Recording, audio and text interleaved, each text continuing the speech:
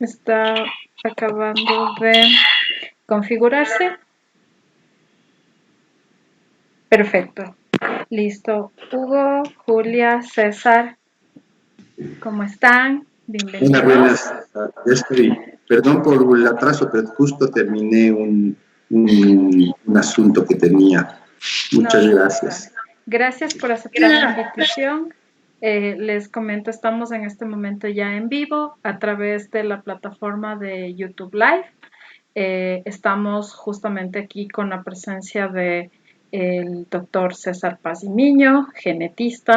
Tenemos al doctor Hugo Loaiza, que es médico veterinario especialista en fauna silvestre y zoonosis, y tenemos a la magíster Julia Salvador, que lidera el programa contra el tráfico de vida silvestre en WCS Ecuador. Gracias por aceptar nuestra invitación, gracias por estar en este espacio que justamente servirá para dar luces sobre cuál es la realidad zoonótica y cómo el COVID evidenció el problema de salud pública que puede representar el tráfico de vida silvestre. Agradecemos también a las personas que nos están siguiendo a través de YouTube Live, a través de las redes sociales. Hemos recogido varias preguntas, varias dudas que tienen a través de los formularios de registro, a través de los comentarios en Facebook, en Twitter, en Instagram, los correos que nos han enviado. Agradecemos el interés que han mostrado en este espacio y pues creo que lo mejor es iniciemos justamente hablando un poco sobre cómo es el panorama general y enclareciendo algunos términos que a veces confundimos un poco. Vamos a iniciar con nuestra primera ronda de preguntas. La primera pregunta va dirigida al doctor Hugo Loaiza. Hugo, desde la aparición del SARS-CoV-2, que es más conocido como COVID-19, se ha repetido constantemente que es de origen zoonótico.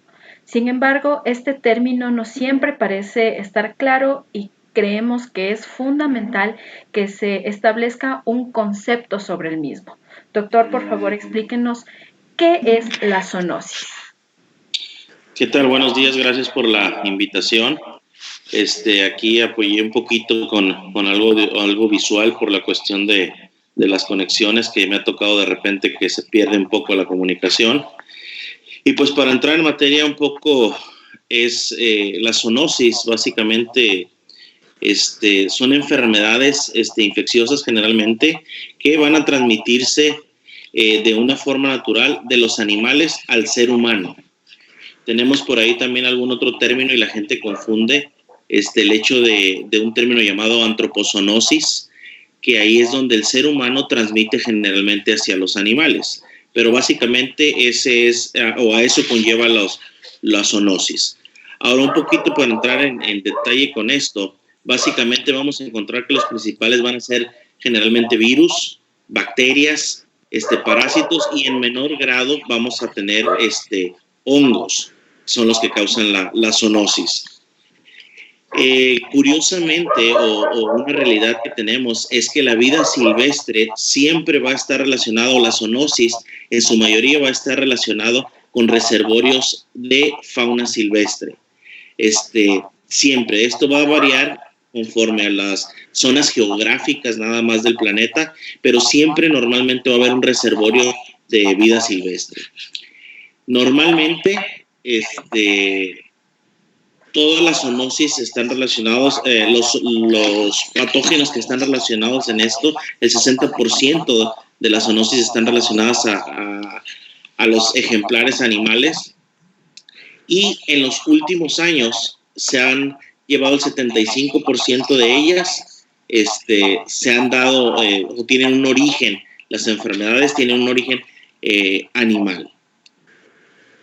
¿Por qué es importante abarcar estos temas? Y gracias por la invitación aquí, porque como vamos a ver en el transcurso y en el desarrollo de esto, la zoonosis no solamente impacta en la salud de la población, sino que también tiene daños directos sobre la economía, sobre los otros sistemas de producción que hay, y realmente, aunque no lo pareciera, y ahorita lo estamos viviendo, las pérdidas económicas que hay por todo el desabastecimiento que hay, las compras de pánico, la psique social, son de gran impacto. Entonces, nomás como un dato, alrededor de 60,000 personas mueren al año a consecuencia de enfermedades zoonóticas exclusivamente. Perfecto, Hugo. Es sumamente importante tener claro este concepto porque muchas veces confundimos terminologías que nos llevan a malinterpretar la información, que es crucial entenderla y obtenerla de fuentes confiables y certeras en medio de esta crisis de sanidad desatada por COVID-19. Ahora vamos a dirigirnos con Julia Salvador de WCS. Julia, el tráfico de vida silvestre es una problemática indudablemente a escala global. La reciente pandemia por COVID-19 ha sacado a la luz una realidad que hasta cierto punto ha sido normalizada en muchas sociedades, como vemos del caso del mercado de Wuhan, China, y que no solamente representa una pérdida para la diversidad, sino también es un problema de salud. Para comprender mejor esta problemática, explícanos por favor, Julia, ¿qué es el tráfico de vida silvestre y cuáles son las cifras de tráfico de animales en los últimos años? Hola Tamara, buenos días con todos. Muchas gracias por la invitación. Espero que todos en su familia se encuentren bien en medio de la crisis que estamos viviendo. Bueno, yo también quisiera empezar contestando esta pregunta, aclarando dos términos como comercio y tráfico, que son dos palabras que se manejan de manera simultánea cuando hablamos de las actividades ilícitas contra la vida silvestre. El comercio de la vida silvestre es la venta o el intercambio de recursos de flora o fauna silvestre de forma legal o ilegal. El término el tráfico de vida silvestre es la expresión para describir cualquier crimen de naturaleza ambiental que incluya la venta, el contrabando, el transporte, la captura, la recolección y la caza furtiva de las especies de fauna o de sus productos derivados en contravención con las normas legales y aplicables para dichas actividades según el marco vigente de cada país.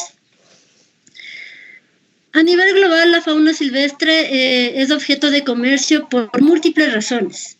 La principal es para el alimento humano. Se estima que al menos la quinta parte de la proteína animal proviene de la vida silvestre en más de 60 países.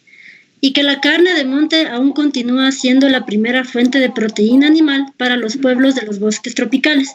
Cuando hablo de carne de monte me refiero a la carne de fauna silvestre. Como un dato, en Ecuador al menos 450,000 personas de poblados indígenas amazónicos aún dependen de la fauna silvestre como fuente de proteína. Se estima que una persona consume 70 gramos de carne silvestre por día. Otras razones para el tráfico incluyen la obtención de materia prima para vestimenta, ornamentos y medicina tradicional. La fauna silvestre también es utilizada como mascota para colecciones privadas y también para rituales religiosos y espirituales. Al momento en WCS nos encontramos desarrollando un análisis de la situación actual del tráfico de fauna silvestre en el Ecuador y con un énfasis en las zonas de frontera, con datos obtenidos de los últimos 10 años. Entonces, en el periodo comprendido entre 2009 y 2018, se han decomisado 4.703 individuos de fauna silvestre en 23 provincias del Ecuador continental, siendo Orellana la provincia con el mayor número de decomisos, seguido de Sucumbíos y Pichincha. Se ha identificado un total de 248 especies de fauna silvestre sujetas al tráfico, de las cuales 139 son especies de aves, 78 de mamíferos y 31 de reptiles. El grupo con mayor número de decomisos corresponde al grupo de las aves, con 1.639 individuos decomisados, seguido por reptiles con 1.420 individuos y mamíferos con 1.397. Las especies más traficadas para el comercio de animales vivos son las tortugas, serpientes, loros, pericos, guacamayos. Se ha registrado al perezoso de 3 dedos, generalmente asociado al tráfico de madera, el mono ardilla, mono capuchino y la guanta. En cuanto al comercio ilegal de carne de monte, la provincia de Orellana presenta el mayor número de decomisos, seguido de las de Napo y Sucumbíos. Al menos 43 especies de animales son comercializadas para el consumo de su carne, pero siguiendo un patrón general, las especies más cazadas corresponden a mamíferos grandes como ungulados. En este grupo encontramos a los cerdos de monte o pecarí, venados, el tapir amazónico. También otro grupo bastante cazado son los monos, entre estos está el mono araña, el mono chorongo, roedores como la guanta y la tortuga, las tortugas motelo y las tortugas de río. En varios estudios realizados entre 2005 y el 2011, encontramos en promedio que se comercializan 13.000 kilogramos de carne al año. Y solamente en el 2011 se ha comercializado 19 toneladas de carne de fauna silvestre. Este es un estudio que realizó WCS a lo largo de la vía Maxus y en el mercado Quichoa de Pompeya. Hoy la venta de carne de animales silvestres ya no es permitida por la ley, pero se la sigue vendiendo de manera clandestina en los mercados locales o hacia el interior de las comunidades indígenas. La carne silvestre que se vende es fresca y ahumada, sin embargo, las condiciones sanitarias de su manejo, preservación y transporte son muy precarias, dejando una puerta abierta para la zoonosis y volviéndose una bomba de tiempo para la salud de las personas y los mismos animales. Hablando de las partes y elementos constitutivos de la fauna silvestre, se han decomisado 2.158 elementos en los últimos 10 años. La mayoría de los elementos son huevos de tortugas de río o charapas y de la tortuga marina carey, además de huesos de boa, pieles de felinos y de caimán, cráneos, plumas, patas, picos y caparazones, entre otros. Pero es importante mencionar que este tráfico no solo se da a nivel nacional. Un sinnúmero de especies de fauna silvestre son actualmente objeto de tráfico transnacional y transcontinental. Felinos, osos, serpientes y caimanes son víctimas del tráfico de pieles hacia el sudeste asiático, América del Norte y Europa. Las aves vivas, especialmente las loras y especies cantoras como pericos, son enviadas a los Estados Unidos, Japón o Europa, al igual que algunos reptiles endémicos. Ciertas especies marinas como peces marinos, aletas de tiburón, pepinos de mar y huevos de tortugas son considerados como manjares en China. El año 2014 fue el año con la mayor cantidad de retenciones, con un total de 1.500. Se asume que se debe a la entrada en vigencia del Código Orgánico Integral Penal del artículo 247. La fauna silvestre está protegida por la Constitución de la República, el Código Orgánico del Ambiente y el Código Orgánico Integral Penal, así como por acuerdos internacionales como la Convención sobre el Comercio Internacional de Especies Amenazadas y la Fauna y Flora Silvestre. Por otra parte, a pesar de que al momento nosotros no contamos con un análisis de lo que está sucediendo en el tráfico con respecto a la fauna marina, yo creo que es muy importante mencionar un poco a breves rasgos la realidad de este tráfico. El tráfico ilegal de alimentos marinos en la Reserva Marina de Galápagos es un problema histórico, con aproximadamente 12.000 tiburones mutilados anualmente, en gran parte para proporcionar sopa de aleta de tiburón para Asia. En mayo de 2015 se incautó una gran cantidad de 200.000 aletas de tiburón en un almacén en el puerto de Manta. El plan era pasar de contrabando las aletas a Perú, desde donde podrían exportarse legalmente a los mercados asiáticos. Y a pesar de que el aleteo de tiburón es ilegal en Ecuador, los tiburones capturados como captura secundaria o como se dice incidental, se pueden desembarcar legalmente debido a una enmienda hecha en la ley en el año 2007. Pero yo lo veo como esta ley, la manera en como yo le veo como un maquillaje perfecto para el tráfico de tiburón y el blanqueo de esta actividad. Y finalmente, otro animal que ha sido intensamente traficado es el pepino de mar. En junio de 2015 se incautaron 10.852 pepinos de mar en el aeropuerto de San Cristóbal. Y según fuentes de Galápagos, este recorrido se vendería por $174.000 en el mercado chino. Para finalizar, yo me arriesgo a decir que con estas cifras, la mayor proporción del tráfico en Ecuador está destinado al consumo de carne de animales silvestres, tanto a nivel local como a nivel internacional. Gracias.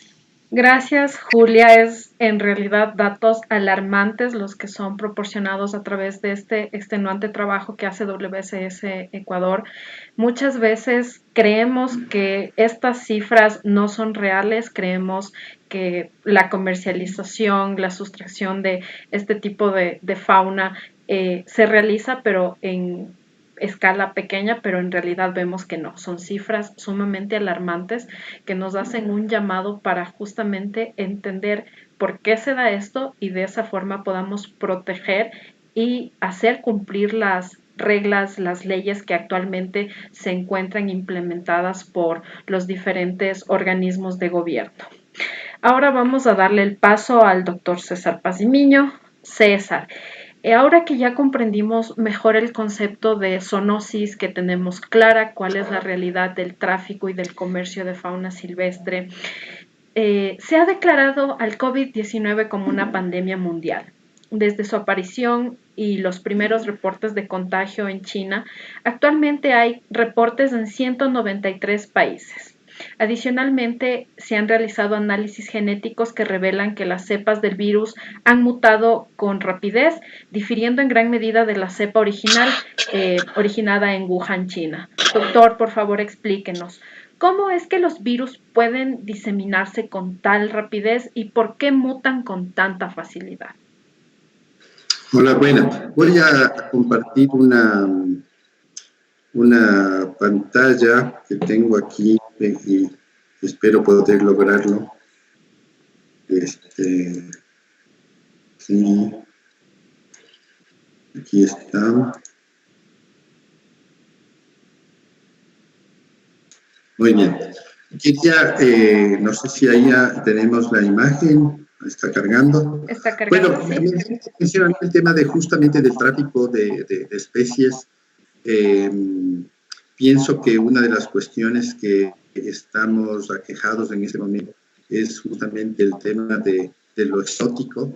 Una de las razones de por qué viene la pandemia esta que estamos viviendo es por este movimiento de fauna silvestre y de consumo humano, que ahí parece que está el origen, ¿no? Primera cosa, no sé si logré compartir o no logré compartir la imagen. Estamos viendo la pantalla de Skype, César, todavía no vemos la imagen.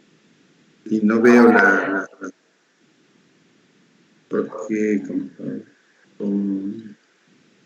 ¿Eso en cambiar pantalla o ventana? Sí, pero no me sale. Cambiar pantalla o ventana. Es que la habíamos probado, pero sí. En este momento no me funciona. Ahí está, César. Ahí podemos ver la diapositiva. Ya, muy perfecto. Bien. Entonces, bueno, esto era, me voy directo a lo que estamos hablando.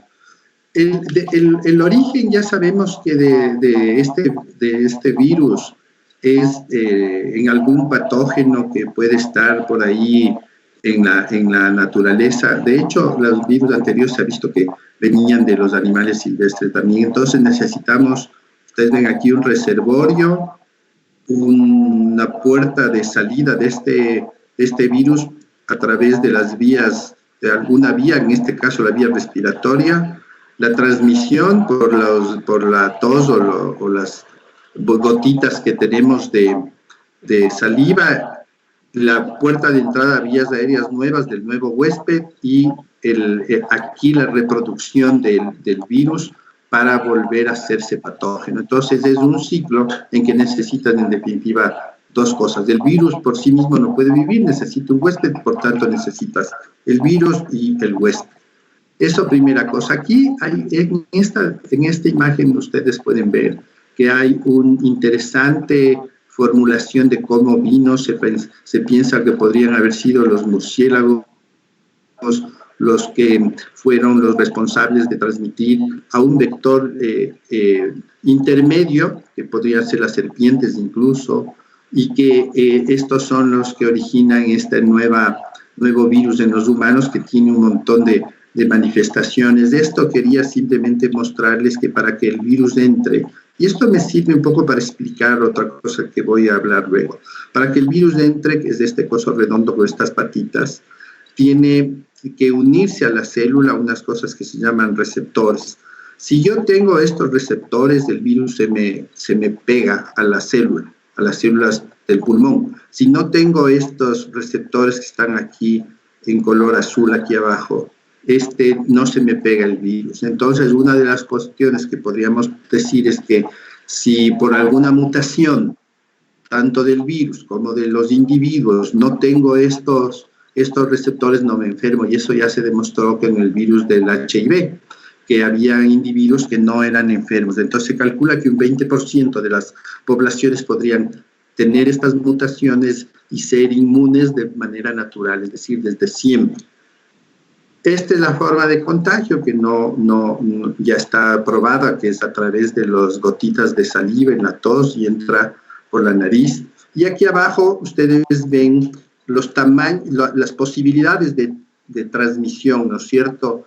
El coronavirus puede transmitir, ustedes vean, solo por el color, la magnitud del contagio que tiene este virus, ¿no? Que es muy, muy agresivo. En el cuarto ciclo de transmisión, es decir, sería como la cuarta persona, el cuarto ciclo de transmisión, miren la diferencia que existe entre 31 individuos versus 192 que podrían ser contagiados. Entonces, esto es lo que realmente pasa con este virus de alto contagio. Es un virus nuevo, no lo conocemos, del sistema inmune natural no lo sabemos, pero miren aquí, esta es una cuestión muy, muy curiosa. El sarampión tiene más posibilidades de contagio, la viruela, la polio, las paperas, el VIH, y el virus del coronavirus, que está aquí más resaltadito, negrita, tiene una probabilidad en este momento, hasta donde llegamos, del 23 de enero, que es los estudios últimos que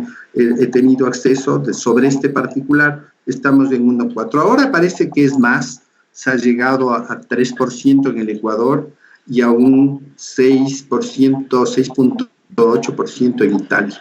Entonces, los virus invaden a los huéspedes, ¿no? Entonces, y eso es lo que queremos. Aquí hay un modelo de cómo sería en el primer caso, en el caso 1 de libre movilidad, cuando no existen las medidas de restricción, se contamina a la gente. Ustedes vean la curvita de contaminación que está acá abajo también. En la opción 2, cuando hay un aislamiento, digamos, controlado, acá abajo el intento de cuarentena. En el 3, cuando hay la movilidad reducida, se reducen los individuos. En el distanciamiento moderado, que es del cuadro 3 de acá abajo. Y en la última posibilidad, en la movilidad reducida severa, que es extrema, que tienes pocos individuos que contaminan. Entonces, esto nos hace ver que si queremos controlar, tenemos que aislarnos. Esto se demuestra por las curvas de abajo, que lo que nosotros necesitamos es detener lo más posible el contagio. Si yo voy a hablar de la pregunta específica de esto, de por qué muta, y voy a aclarar que no es tan así como se dice, ¿no? Aquí mira tú cómo es la tendencia en las diferentes provincias del Ecuador. Guayas está a la cabeza, esto es de ayer, ahora ya estamos en 3.000 y más casos, 300, casi 500 casos nuevos, con las cifras reales, porque parece que se les ocultó al inicio, y la curva de crecimiento cómo está de fallecidos, aquí estaban 98, ahora estamos en 120 reportados y que parece que serían 198. Entonces, esto hace ver que es un virus agresivo. Aquí está la distribución en el país, cómo está. Las zonas más oscuras son las donde está más agresivo el virus y justo pues Guayas, Pichincha son las comunidades más agresivas, ¿no? Mira, aquí ya aparece el 120 fallecidos, más 78 casos que están parece que también son fallecidos, es decir, que tenemos un problema, está llegando al 3.2% más o menos la tasa de mortalidad, es una tasa alta. Aquí está la distribución mundial del virus, es decir, que está en todas partes, ahora sí ya está en todas partes, la parte norte del planeta tiene mucho más, pero en la zona ecuatorial donde pertenecemos nosotros ya empieza a haber casos y empieza a haber problemáticas reales. Es decir, que es una pandemia, por eso se llama pandemia, está en todas partes. Y cuando yo analizo el origen del virus, cuando hago el trabajo de la secuenciación del material genético, sé cómo es el material genético del virus, aquí está, mira cómo se ha dispersado en el mundo. Todo se origina en la parte azul aquí, de China, y ahí es donde va pasando a diferentes partes y se va adaptando.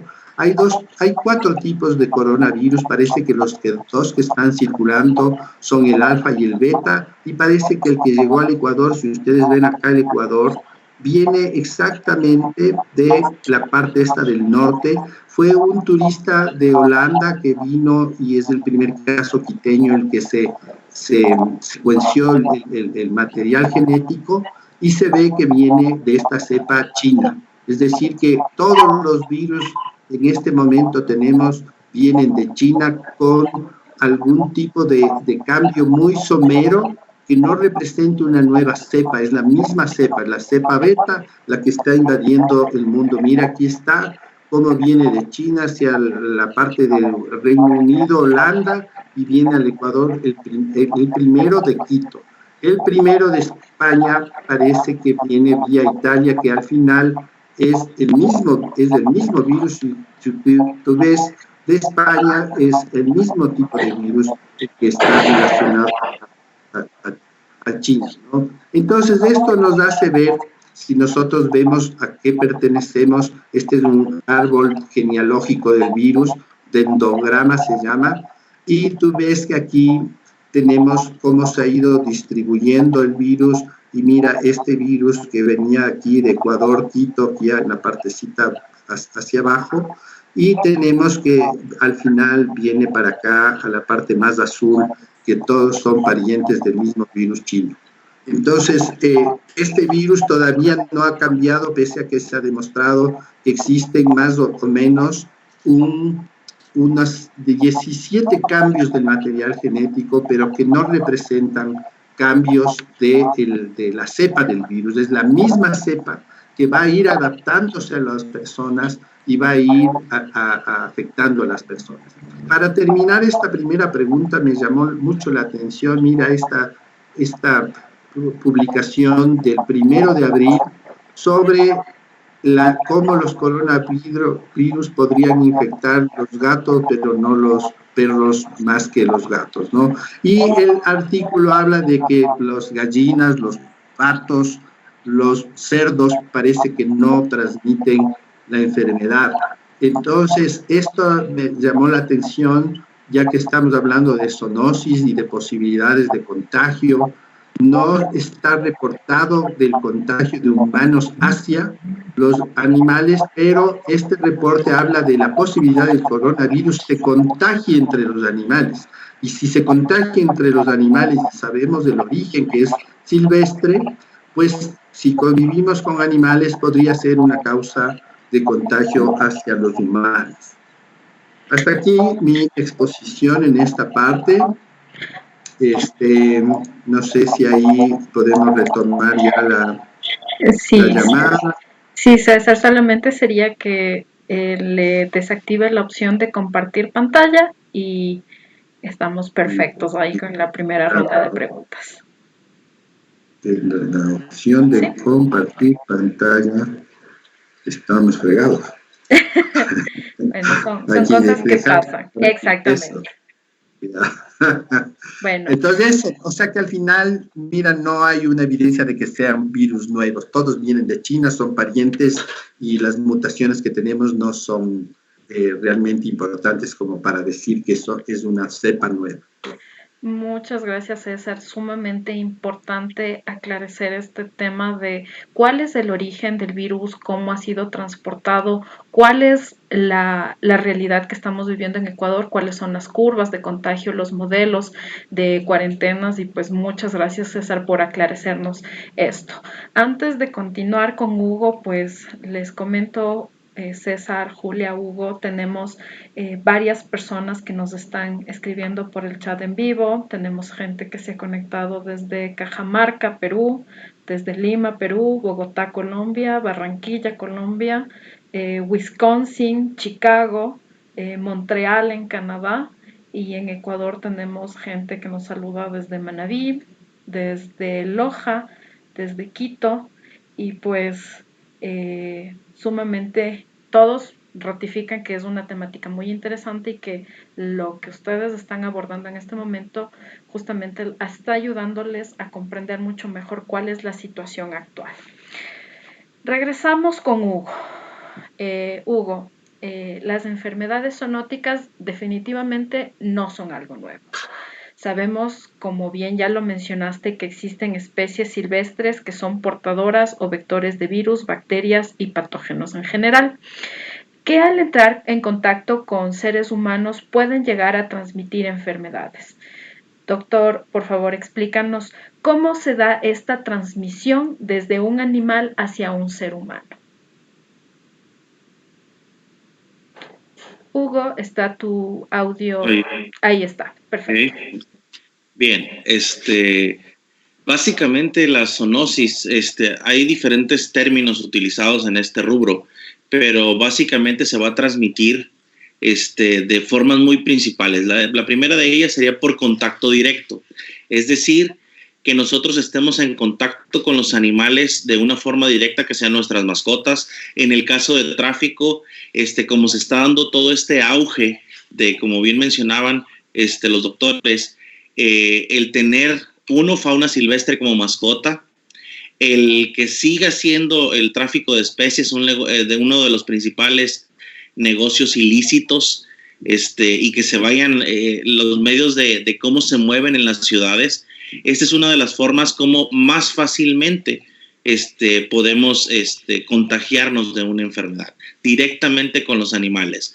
Como mencionaba el doctor aquí, es interesante este artículo de esta transmisión interespecie, porque eso abre todo un panorama demasiado amplio y nos puede dar otra vertiente ahí interesante en cómo puede tomar otro curso COVID-19. Pero bien, retomando, les decía, contacto directo directamente con los animales, directamente con el agua, que por ejemplo nosotros al cambiar o con algún otro contacto que tengamos directamente con la fuente del virus, del animal infectado. El segundo tipo de contagio podría ser o es por contacto, se le denomina contacto indirecto con vectores o bien a través de vectores. Sería como en el caso de, por ejemplo, los mosquitos, que es un huésped intermediario ahí y que, por ejemplo, en muchas enfermedades el mosquito o una garrapata muerde o pica a un individuo que tiene la enfermedad y a su vez cuando viaja y pica a un ser humano, puede transmitirle esa enfermedad. Aquí cabe recalcar que no por eso vamos a satanizar a todos los mosquitos y todas las garrapatas. Cabe hacer hincapié que tiene que haber el primer individuo al que mordió el mosquito, la garrapata, debe de contar con la enfermedad. Si no, sigue siendo una picadura más y no necesariamente va a acarrear la enfermedad. Entonces, el individuo primario, el animal primario debe de tener la enfermedad y esa es la forma como estos individuos, estos organismos se transmiten o se convierten en vectores de las enfermedades. También hay otra forma que va a ser con objetos inanimados. Generalmente no tenemos las precauciones adecuadas y de repente manejamos animales que sabemos que están enfermos y no nos deshacemos adecuadamente de guantes, de materiales, de gasas, etcétera, y entramos en contacto con ellos.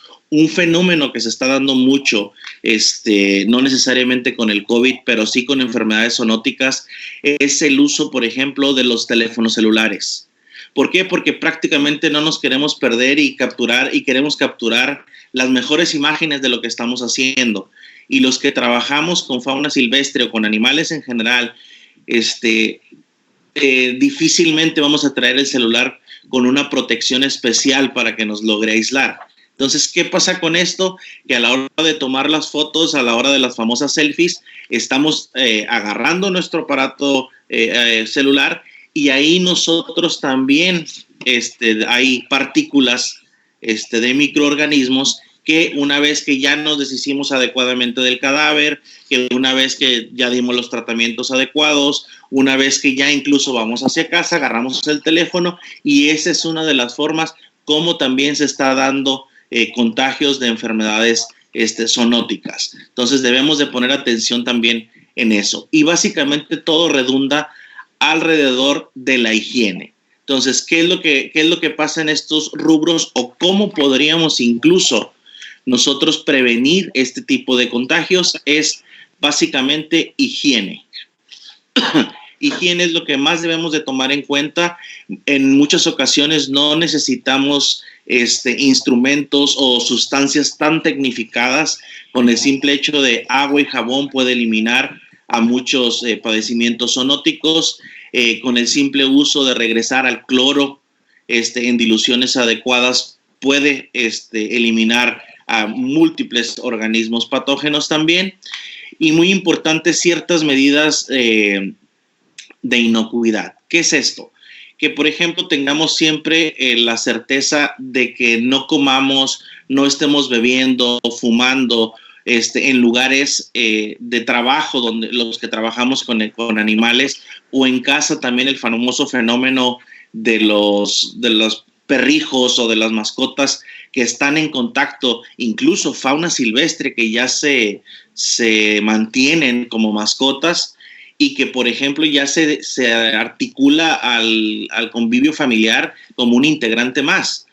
Y de repente nosotros hemos tenido casos de gente que de repente besa a sus tortugas, que de repente besa a sus hurones, que de repente duerme con serpientes con hurones o los permite que estén en cama, en sillones. Y eso es una forma de cómo con una higiene inadecuada pueden contagiarse. Es muy importante también tener en cuenta que, como bien vimos, hay un contacto directo. Si nosotros trabajamos con ejemplares y tenemos alguna lastimadura, algún corte en nuestra piel, hay que proteger estas heridas. Es importantísimo eso porque de repente, no pasa nada, fue un cuerito que se cortó de mi uña o me corté la uña de más y no pasa absolutamente nada. Lo manejo muchas veces así. Eso es imperativo, que tenemos que protegernos más. También hay que tener mucho cuidado el de no adquirir ejemplares de fauna silvestre. Aún así, hemos visto casos de que cuando se adquiere la fauna por medio de un comercio legal a través de las tiendas de mascotas, vienen muy parasitados los ejemplares o vienen incluso, hay que recordar que hay periodos llamados periodos de incubación, donde el individuo puede tener la enfermedad pero no mostrar síntomas. Sin embargo, en este periodo, el individuo puede estar diseminando la enfermedad hacia los demás. Y en este caso hay que tener mucho cuidado y tener en cuenta las cuarentenas adecuadas. Es muy importante que también, si nosotros trabajamos con fauna o las personas que trabajen, tengan muy bien los tiempos de cuarentena. Las tiendas de mascotas difícilmente tienen periodos de cuarentena porque ellos lo que quieren es moverlo. Las personas que trabajan incluso, que están movilizando fauna, ellos recién capturan y se quieren deshacer de los ejemplares para que no se mueran y no cumplen las normas. O sea, ese es uno de los problemas que hay con el tráfico, que el tráfico nos va a hacer que esas especies se estén moviendo por las vías que sean entre los países y ese es el principal transmisor de enfermedades para ellos.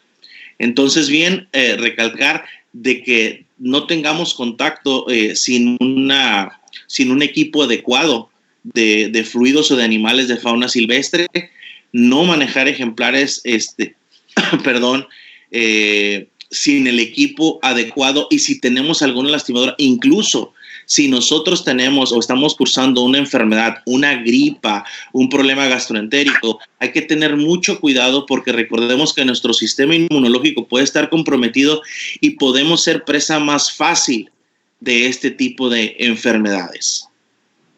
Pues sí, Hugo, gracias por recalcarnos este tema de cómo se da esta transmisión, cómo las tiendas de mascotas que comercializan ilegalmente fauna silvestre se convierten en focos infecciosos, y también el tema sanitario, que la pobre higiene que está tan arraigada a nuestros pobres hábitos de limpieza también son una de las causas por las cuales se ocasiona esta transmisión de enfermedades zoonóticas.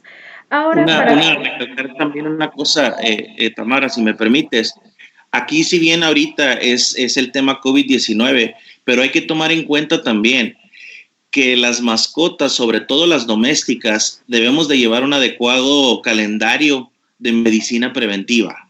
Son ejemplares que se tienen que desparasitar, que en su momento se tienen que vacunar. Y en el área de fauna silvestre también son ejemplares, los zoológicos se manejan con protocolos de medicina preventiva precisamente para prevenir este tipo de situaciones. Entonces, si bien no hay que escatimar en este ámbito, porque es una de las razones también por las que nos podemos infectar. De hecho, hay gran riesgo con mascotas exóticas, con perros y gatos, de la aparición de huevos de parásitos en los parques públicos. Entonces, simplemente porque las personas llevan a sus mascotas, defecan, y no necesariamente todos tienen la cultura de levantar las excretas y llevarlas. Entonces, aunado a esto, si todavía no cumplen con un calendario de medicina preventiva, pues entonces diseminamos más el problema, se hace mucho más grande. Entonces, también tenemos que regresar a eso, a la medicina preventiva. Entonces, eso nos ayuda muchísimo a evitar este tipo de situaciones. ¿Y qué es lo que pasa aquí? Recalcando, no comercializar fauna silvestre. Entonces, ¿por qué? Porque con ellos no están aprobados muchos de los protocolos o muchas de las vacunas para estos ejemplares. Entonces, ¿qué es lo que tenemos que hacer? Recalcando, tienen que pasar los periodos cuarentenarios, tienen que pasar los periodos de exámenes clínicos. Entonces, que sabemos que la fauna silvestre, el tráfico, no nos los va a proporcionar. Claro que sí. Gracias, Hugo, por tu acotación. Bueno, Julia, tenemos algunos datos que han sido añadidos adicionalmente a los que ya nos proporcionaste, manejados por WCS. Según datos de la WWF, se estima que el tráfico ilegal de fauna silvestre mueve entre 10 y 20 mil millones de dólares al año. Y esto es preocupante, ya que solamente es superado por el tráfico de drogas, por el tráfico de armas y por el tráfico de personas. Vemos que es un mercado sumamente lucrativo. Y muchos de estos animales traficados son destinados a mercados de medicina tradicional y para su consumo, como ya nos lo mencionaste en tu intervención anterior. Cuéntanos, Julia, ¿cuál es la realidad a nivel Latinoamérica y qué acciones se toman para regular este comercio? Gracias, Tamara. Bueno, la realidad del tráfico en América Latina es alarmante y es visto como una gran amenaza para la conservación de la biodiversidad de la región. Por ser una actividad ilegal, no se conocen cifras exactas para la región. Se estima que se mueve alrededor de 10 mil millones de dólares anuales, y esto afecta especialmente a América Latina al contar con 5 de los 10 países con mayor biodiversidad del planeta. Estamos hablando de Brasil, Colombia, Ecuador, México y Perú, y con 2 de los principales compradores en el mundo, que son Estados Unidos y China. La biodiversidad de Sudamérica y América Central, la debilidad de sus leyes para proteger la vida silvestre y sancionar el delito de tráfico, más la corrupción de sus gobiernos, son un imán para atraer a los traficantes y redes criminales asiáticas a esta región. Por ejemplo, Ecuador y Bolivia tienen una pena máxima por el delito de tráfico de apenas 3 años. Y en muchas ocasiones los infractores apelan a medidas sustitutivas y en la mayoría de los casos estas personas nunca van a prisión. En Panamá la prisión es de 5 años y en Uruguay se considera el tráfico de vida silvestre como una simple infracción. Además, una problemática a nivel de la región es que muchos de los encargados de impartir justicia y vigilar tampoco cuentan con conocimientos especializados para la identificación de las especies, para evaluar la gravedad de su comercialización y, peor aún, para sancionar este delito. El tráfico de vida silvestre en Latinoamérica también está vinculado al tráfico de drogas u otras redes de crimen organizado, lo cual hace que sea muy difícil de detectar estas operaciones e incluso sumamente peligroso. Otro problema que enfrenta la región es que se desconoce la dinámica y la extensión del tráfico en cada uno de sus países. Y esto ha demostrado que dificulta la toma de decisiones de los gobiernos y las acciones para combatir este delito. En cuanto, así hablando un poco brevemente, en cuanto a especies traficadas, las aves son el grupo más traficado en Latinoamérica. Como ejemplo, en Brasil el tráfico de aves corresponde al 80% de su tráfico. Y también otros grupos muy traficados en Latinoamérica son los reptiles y los anfibios. Estos animales tienen distintos destinos tanto en el mercado local como hacia los principales compradores que son Estados Unidos, Europa y China. Con respecto a especies marinas de Latinoamérica se extraen enormes volúmenes de especies de vida silvestre, desde aletas de tiburones, pepino de mar, carne de caracol y vejigas de corvina blanca. Me puse a investigar un poco el precio de esta vejiga, pues la vejiga natatoria de un pez de la corvina, y se paga hasta $8,500 en China por esta vejiga, que muchas veces se la obsequia como un recuerdo o se lo utiliza para la medicina tradicional en Asia. Impresionante.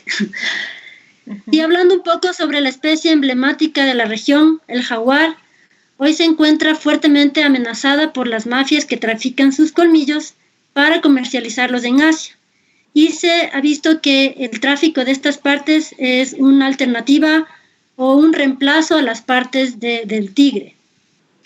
Entre el 2013 y 2018 se han registrado 171 jaguares masacrados en los bosques de Bolivia y se considera como una de las peores matanzas desde los años 70, cuando estos animales eran perseguidos por su piel.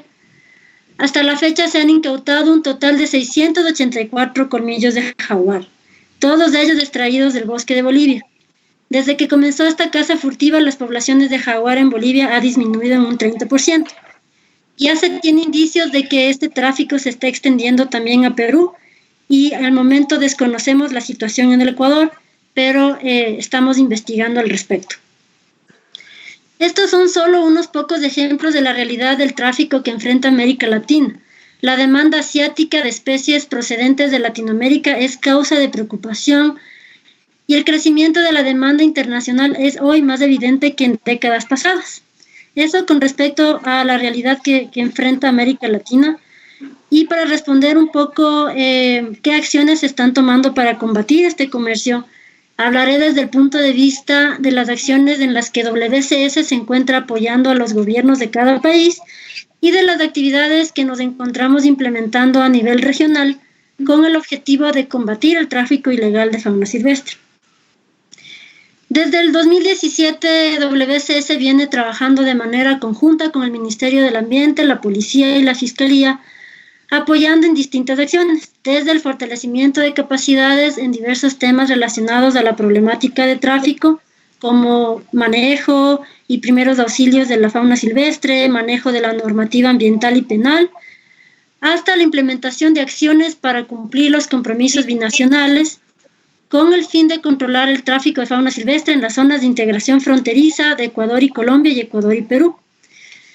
Por otra parte, a inicios del 2019, WCS y WWF se juntaron para formar la Alianza por la Vida Silvestre y los Bosques con el apoyo de la Unión Europea, en donde WCS lidera el componente de fauna silvestre y WWF lidera el componente de madera.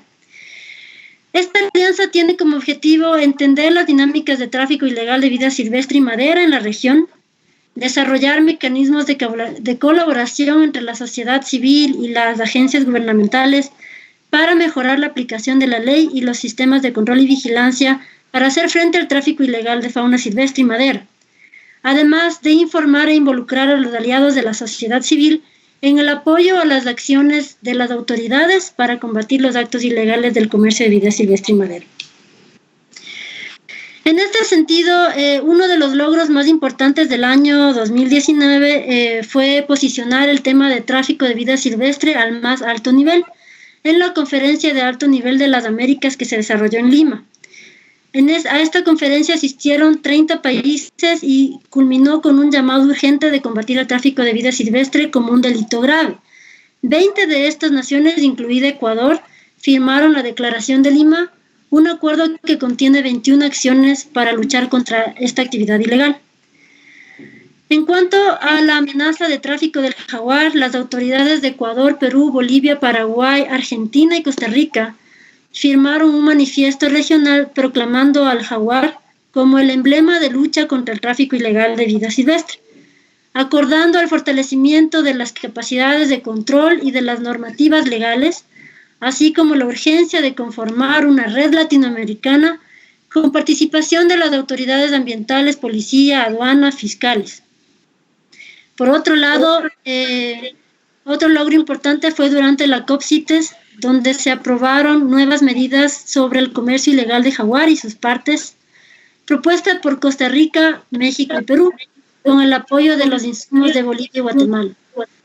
Estas medidas instan a la Secretaría de CITES a financiar un estudio sobre las dinámicas del comercio ilegal de jaguares, así como la promoción de adopción de leyes y controles integrales para eliminar su caza furtiva y comercio ilícito en partes y derivados, fortalecimiento de mecanismos de cooperación, así como sensibilización sobre la importancia de este felino y su rol ecológico y amenazas.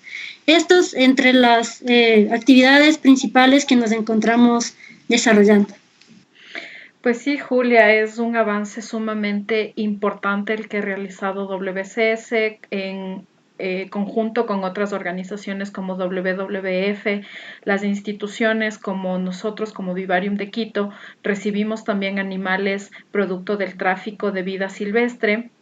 Es una realidad que tratamos de cambiar desde nuestros diferentes ámbitos y es importante que comprendamos que es una realidad que debemos combatir, es una realidad que pasa a nivel país y que debemos sensibilizarnos, debemos educarnos para convertirnos en ciudadanos responsables y respetuosos de la vida silvestre para cambiar justamente los datos tan alarmantes que nos proporcionas relacionados al tráfico de especies. Ahora, sí. Perdón, Mara, Julieta, algo más que me había olvidado. Solo quería mencionar que es una lucha que solos no podemos. Durante el año pasado hemos realizado ya varios convenios con algunas instituciones. Uno de ellos es con la Policía Nacional y otro que está en camino con el Vivario. Son convenios de cooperación interinstitucional para precisamente desarrollar estrategias para combatir el tráfico de fauna silvestre en el país. Claro que sí, Julia. Siempre nuestro compromiso institucional, nuestra misión, visión, nuestros objetivos están enfocados a fortalecer este tipo de alianzas en pro de la conservación y la lucha del tráfico. Gracias, Julia, y pues vamos a darle el paso a César. César, vamos a hablar un poquito sobre la detección del COVID-19, que es una temática que a muchas personas les interesa y que no muchas veces está clara. Sabemos que la detección temprana de la infección es fundamental. Existen pruebas y protocolos estandarizados a nivel mundial, sin embargo, no se ha hablado de ellos a detalle. Entonces, César, por favor, puede contarnos cómo se realiza esta detección. Muy bien. Voy a otra vez a compartir una Claro que sí. pantalla.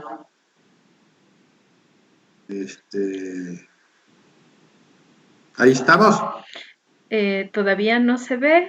Démosle unos segunditos. No, todavía no vemos la pantalla. Nada. No, todavía. Veo esto de la...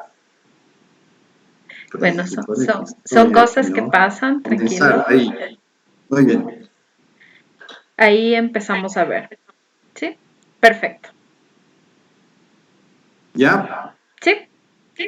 A ver, primero lo que tienes que hacer es la toma de la muestra para poder hacer cualquier técnica. Entonces, lo que está recomendado en realidad es hacer una toma de la nasofaringe. Y eso es muy importante porque las pruebas que se están ahora diseminando en el país hablan de que tiene que ser la prueba tomada, la muestra en nasofaringe. En esa muestra, la eficiencia de la prueba puede ser alta. Si es de otras partes, la eficiencia de la prueba puede bajar hasta el 60%. Entonces, eso es una cosa que también hay que considerar, ¿no? Que tiene que estar bien tomada la muestra. De ahí hay varias cosas. Aquí hay, perdón que esté en inglés, pero esto es más o menos lo que se tiene que hacer, ¿no? Colectas la muestra de donde tú quieras, porque hay varias opciones. Estas muestras las colocas en un aparatito que tiene el tamaño de un flash memory, que es una prueba, y ahí pones una sustancia que ahí dice los buffers, que es lo que da en realidad la reacción que tú quieres en esta prueba rápida, y en 10 minutos tú tienes un resultado. Estas pruebas rápidas son eficientes en un 60-70% de personas. Por eso es que estas son como un poco cuestionadas para uso masivo, ¿no? Pese a que los anticuerpos que están usando, que podrían llegar hasta el 85% de eficiencia, son, digamos, una opción que se valida después de un tiempo de que las poblaciones estén sensibilizadas a la enfermedad. Es decir, tiene que haber un tiempo para que nosotros produzcamos los anticuerpos necesarios para que esta prueba sea efectiva. Estamos hablando de 7, 10 días donde se hace positivo. Entonces, estas pruebas evalúan la inmunoglobulina G y la inmunoglobulina N, que son los anticuerpos en realidad que necesitamos para la defensa. De ahí se ha planteado hacer otras pruebas, que son la PCR cualitativa.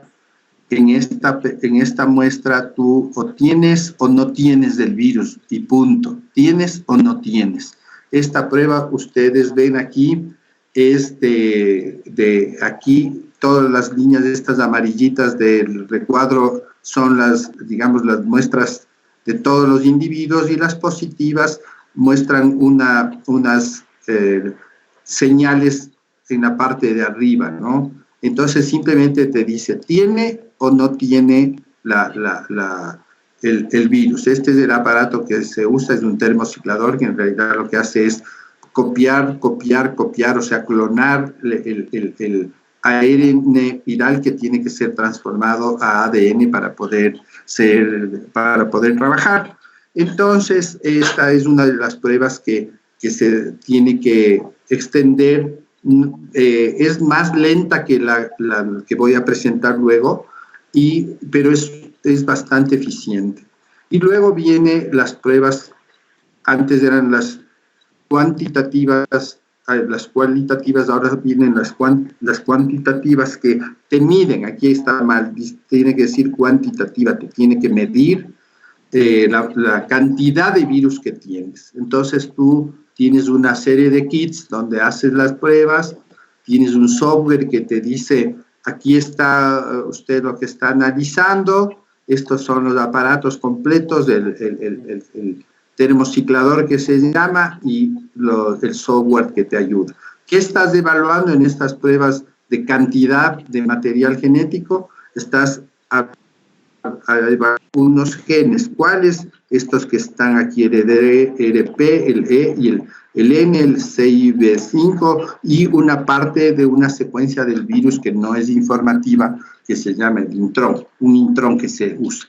Entonces, esta prueba lo que hace es medir la cantidad de virus por unidad de tiempo, ¿no? Entonces, lo que haces es poner las 4 bases del ADN, que son adenina, guanina, citosina, timina, si te acuerdas de cuando estudiaste, y cada una de estas 4 bases, adenina, timina, guanina, citosina, va marcada con un color que florece, que el aparato, la computadora lo capta como verde, rojo, azul, amarillo. Entonces, aquí abajo, en la parte de abajo, tú ves cómo se grafica al principio toda la reacción y luego ya lo exponencial, la curva que sube, que te va diciendo tanta cantidad de adenina, tanta cantidad de guanina, tanta cantidad de citosina tiene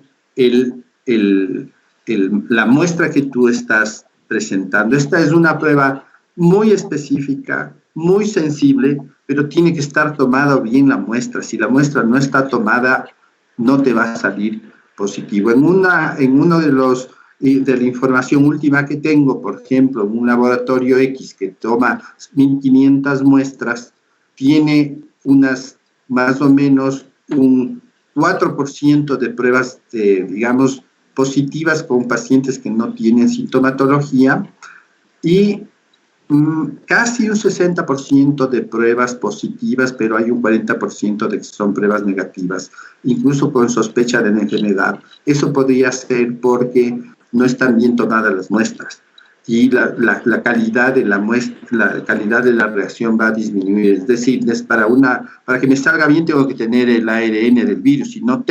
Si tomé mal, no tengo el ARN y aunque yo sea enfermo, no me va a salir la prueba. Entonces, esto es importantísimo para el tema de las pruebas. Y aquí, ¿cómo funcionan los test? Simplemente un resumen.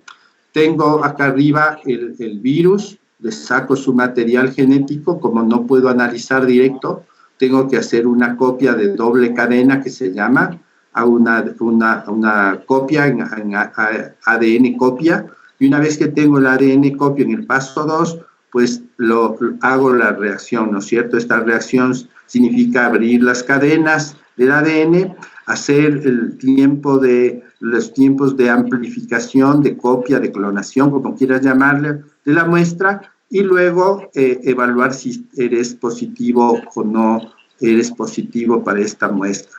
Entonces, los problemas, vuelvo a decir, de los tests estos, que además ya estamos viviendo, es la escasez de reactivos, es decir, acaba de haber el gobierno del Ecuador dice, no tengo ya muchos test, ni ya me van a llegar. Entonces, eso podemos enfrentarnos a un problema.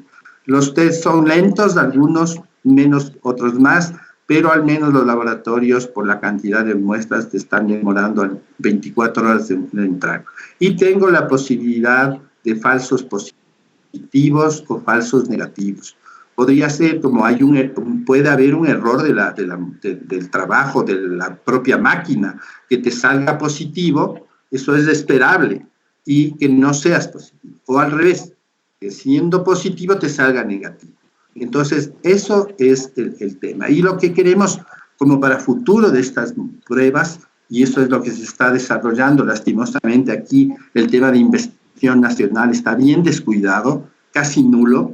Entonces, no tenemos la posibilidad de nosotros como país diseñar nuevas pruebas que sirvan para las personas que necesitan la alternativa de diagnóstico, ¿no? Entonces, tenemos en definitiva 3 tipos de pruebas.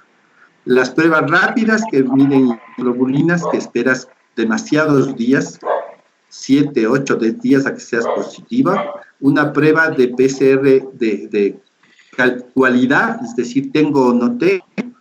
una de cantidad, que es la PCR en tiempo real, que me mide la cantidad de virus que tengo y me sirve para la progresión de la enfermedad, porque una vez que pasa el periodo agudo, yo puedo evaluar si el paciente todavía tiene en su organismo el virus. Esas son las 3 pruebas que se deben hacer. Y me voy otra vez acá. Ahora ya estoy experto. Y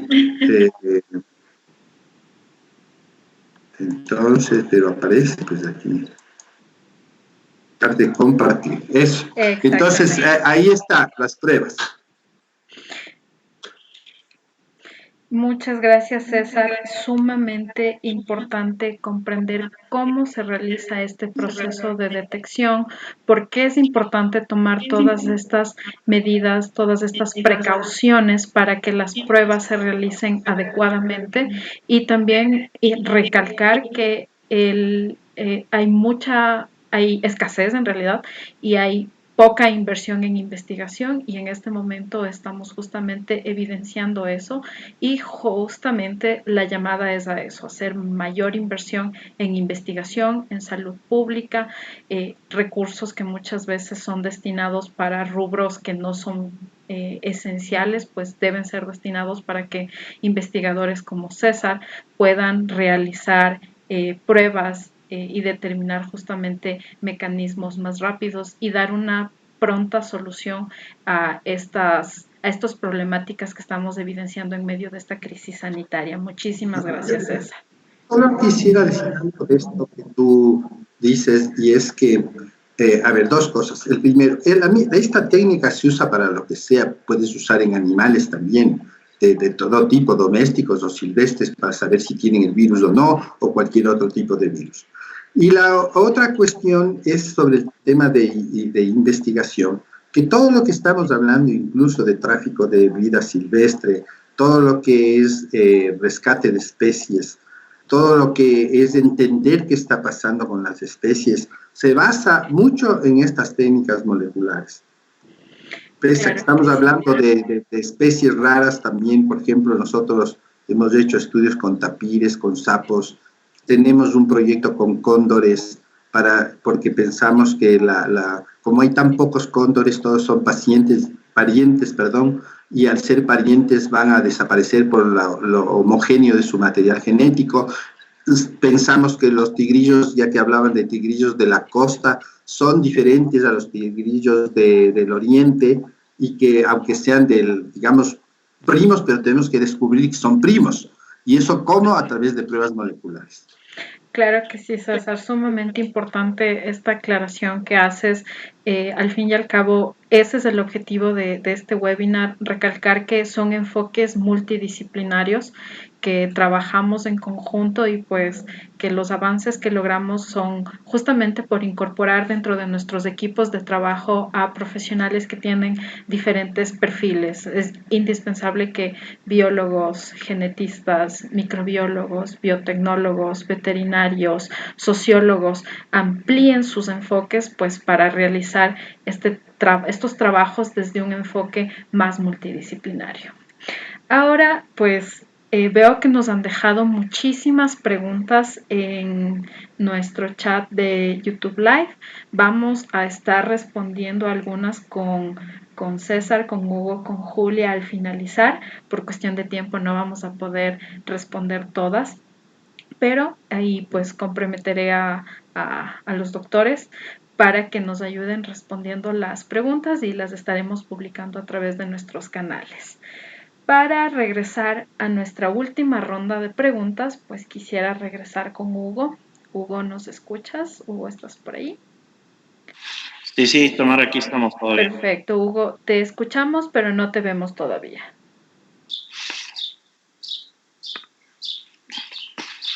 Perfecto, muy bien, Hugo. Ya hemos visto cómo el origen del virus de COVID-19 evidenció la realidad de los mercados ilegales donde se comercializan especies de fauna silvestre. Un problema que no es nuevo, pero que siempre es abordado desde el enfoque zoonótico. ¿Cómo el tráfico de fauna silvestre constituye un problema de salud pública? Ok. Primeramente tenemos que recordar que prácticamente el 75% aproximadamente de las enfermedades infecciosas de los humanos van a ser de origen animal y en su mayoría se van a deber a fauna silvestre. El tráfico de la vida silvestre de forma ilícita, o vamos, valga la redundancia, es un riesgo para estas epidemias globales, como ya fue el caso que también vimos de gripe aviar y del famoso SARS. ¿Cómo nos afecta este tipo de cuestiones o cómo nos afecta este tipo a lo que es la cuestión pública?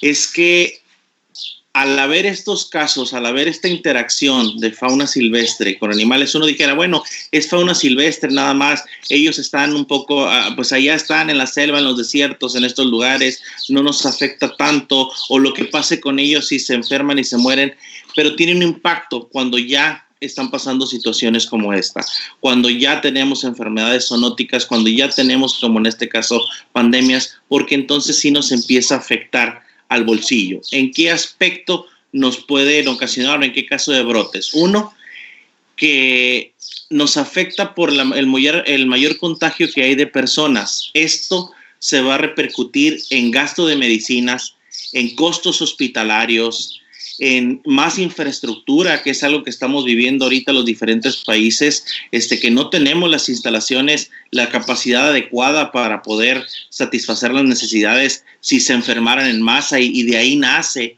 el hecho de que quédense en tu casa, el de mantener tu distancia, convoca más a esa situación, porque no hay la capacidad para atender un pico mayoritario de gente que si se abocara todos a lo que es a los hospitales. Va más allá incluso de personas que se han infectado o pues personas que no están trabajando en la cuestión de gastos de indemnizaciones, en la cuestión de gastos también extraordinarios para que se quitan de otros sectores, que se castiga incluso a otras áreas de la medicina para poder llevar esos recursos a la política pública.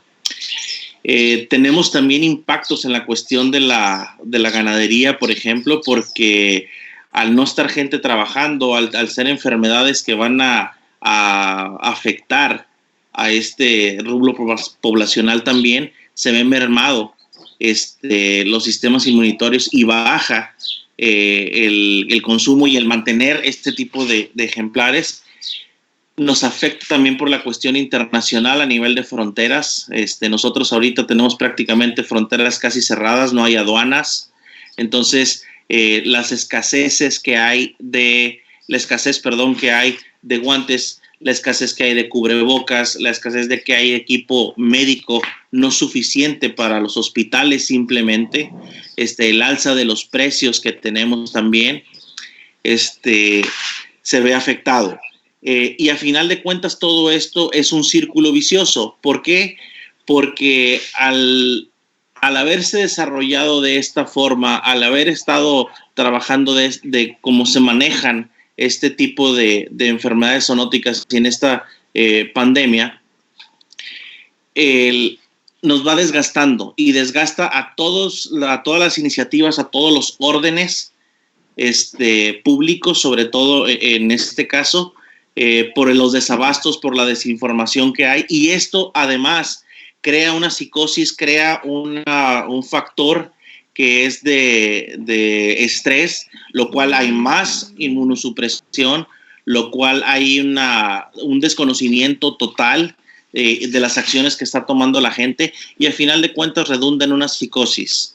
¿Cuál es esta psicosis? Vemos las cuestiones de los murciélagos, que hubo los casos en Perú donde hubo una muerte masiva por llevarlo a ellos, de cómo muchos de los mercados se han estado cerrando, cómo han estado matando incluso ejemplares. Hemos tenido casos de ejemplares que nada más por ser incluso fauna silvestre lo están matando, y no se ponen a pensar o a ver un poco más allá del rol realmente que llevan en la naturaleza. O sea, tienen una razón de ser. Aquí el problema son realmente medidas de higiene, son incluso, como mencionaba Julia, son cuestiones pluriculturales, son cuestiones de que yo utilizo estos ejemplares para alimentarme de ellos porque les atribuyo N cantidades, desde afrodisíacas hasta que me van a curar el mal de ojo, o que me van a curar cualquier tipo de cáncer, etcétera. Entonces ahí es donde viene realmente ese desconocimiento. Entonces, hay que hacer y regresar a lo básico. Les mencionaba lo que es la higiene personal, lo que es el informarnos adecuadamente, porque estas redes sociales también nos han ayudado mucho para darnos cuenta el impacto que se tiene de conocer las situaciones actuales de nuestra realidad, pero también del gran poder de desinformación que tenemos. Entonces, ¿por qué? Porque tenemos información de fuentes no confiables que lo único que hacen es alarmarnos más y causar mayor pánico. Entonces, hay que tener mucho cuidado también con la cuestión de las mascotas exóticas de fauna silvestre. ¿Por qué? Porque se han dado muchos casos o N cantidad de casos donde estos ejemplares, al ser mantenidos en cautiverio, una vez se liberan, cuando ya no se quieren, se escapan y entonces se vuelven una especie nociva que nos empieza incluso a afectar zonas agrícolas, que nos empieza a afectar zonas urbanas por las excretas de estos ejemplares, por los desechos de ellos, por las muertes, incluso los cadáveres que quedan ahí, por el que de repente nuestro gato se salió y se come a los pájaros y va a los nidos. Tenemos los casos de los pitones birmanos en Florida.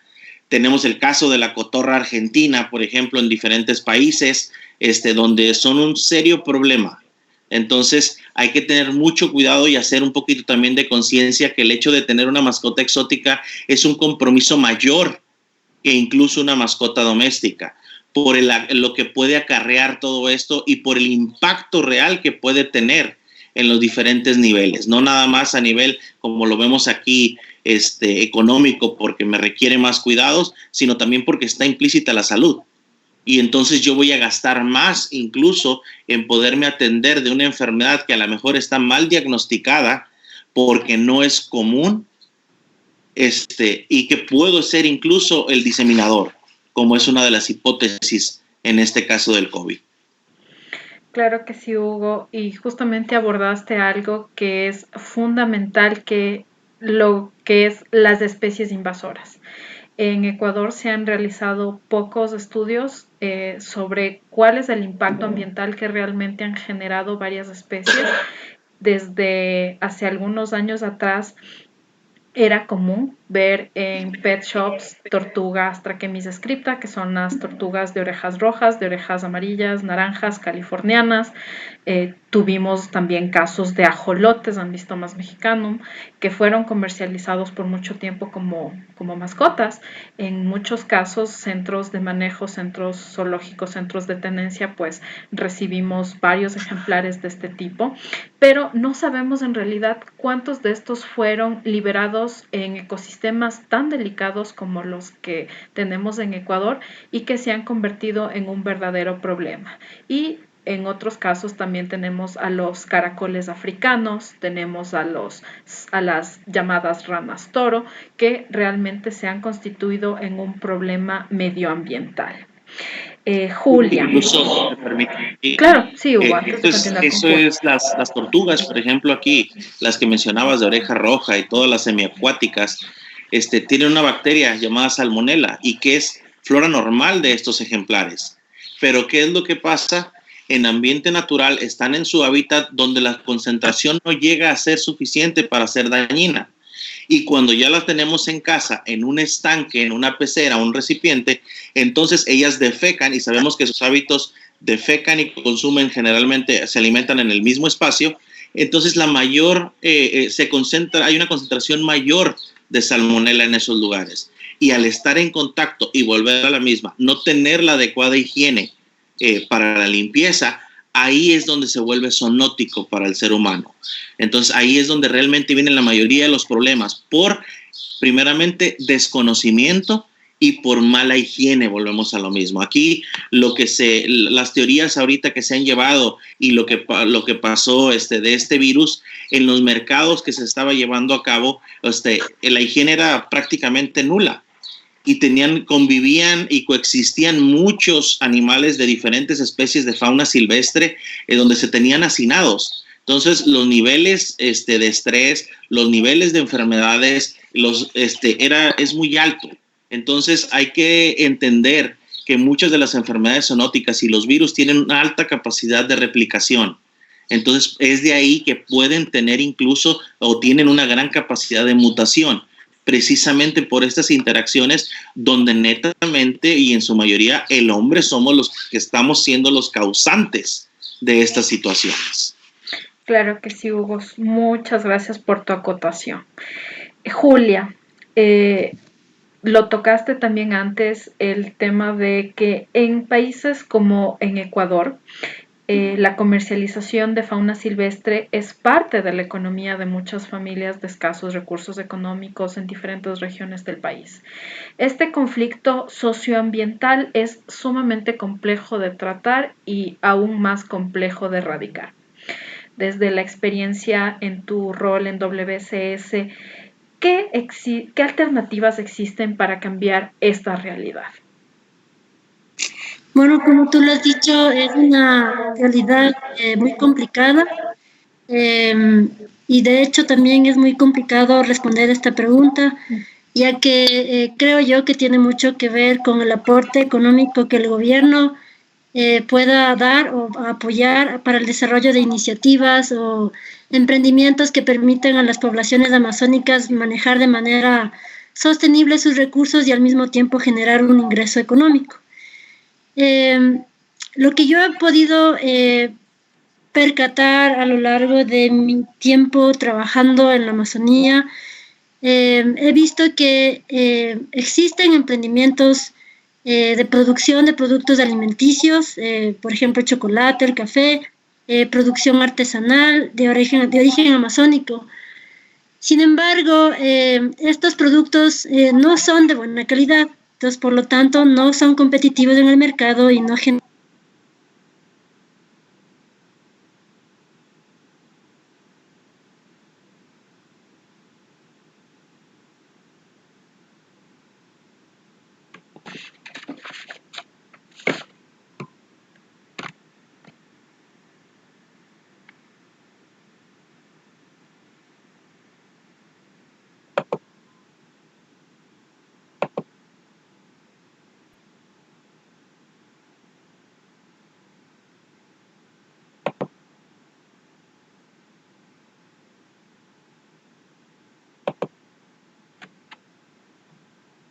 obligatorio. Julia, te fuiste un ratito, se desconectó. ¿En qué parte me quedé? Te desconectaste hace como unos 2 minutos que decías que nos hablabas sobre un tema de calidad. Sí, lo que estaba mencionando es que los pueblos amazónicos tienen iniciativas de producción de chocolate, café, ropa, artesanías. Sin embargo, la calidad de estos productos es muy mala y, bueno, no muy mala, pero no es lo suficientemente competitiva para salir al mercado y generar un ingreso económico suficiente para sustentar a las familias amazónicas.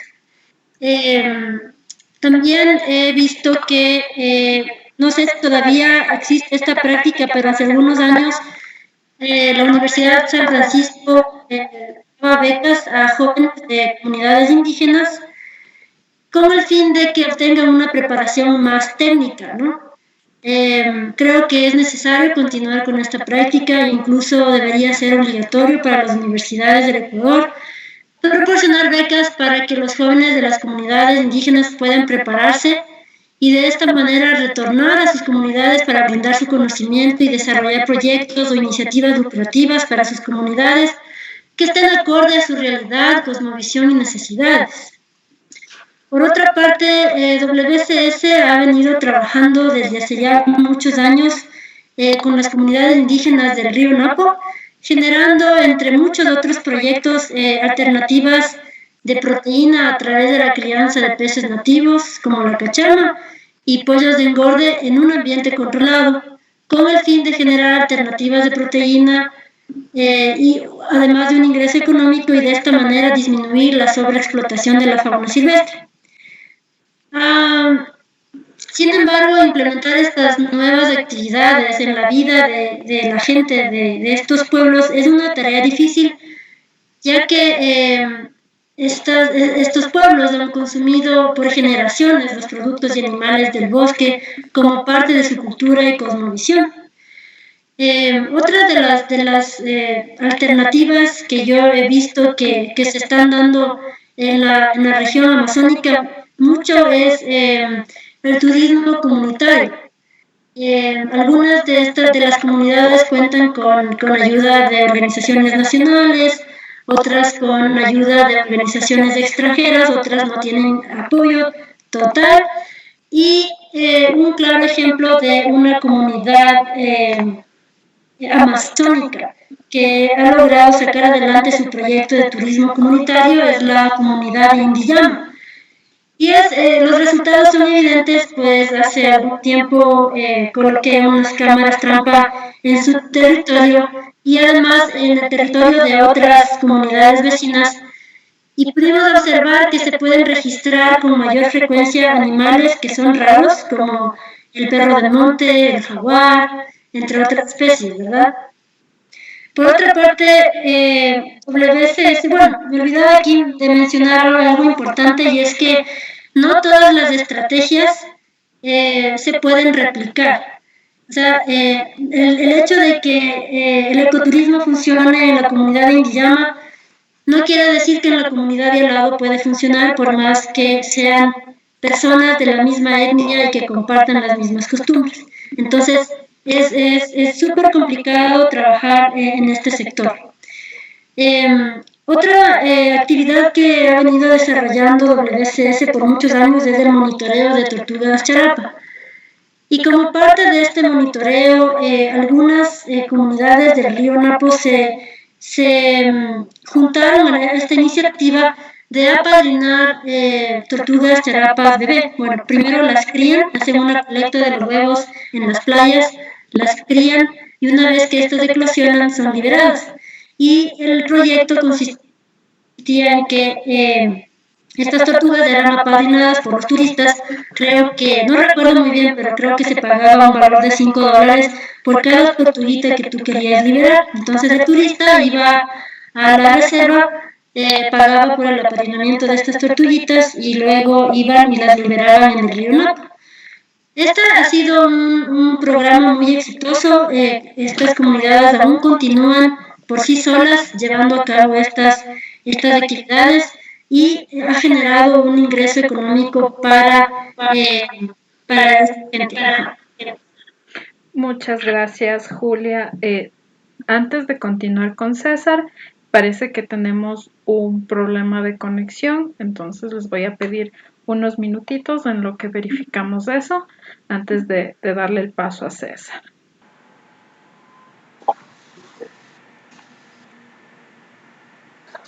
Yo hago lo que me diga. Sí, parece que por ahí tenemos algún problemita de conexión. Está transmitiéndose bien. Parece que el problema es en la plataforma de YouTube. Veamos.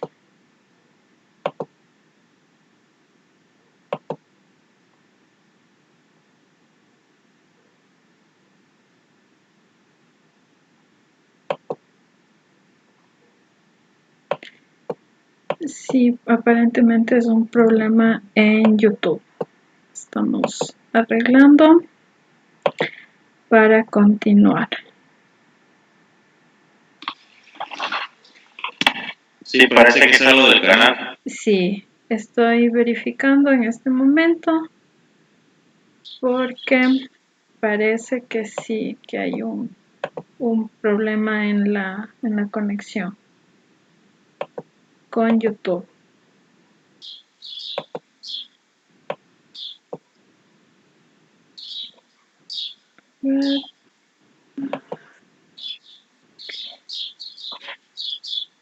Está reconectando.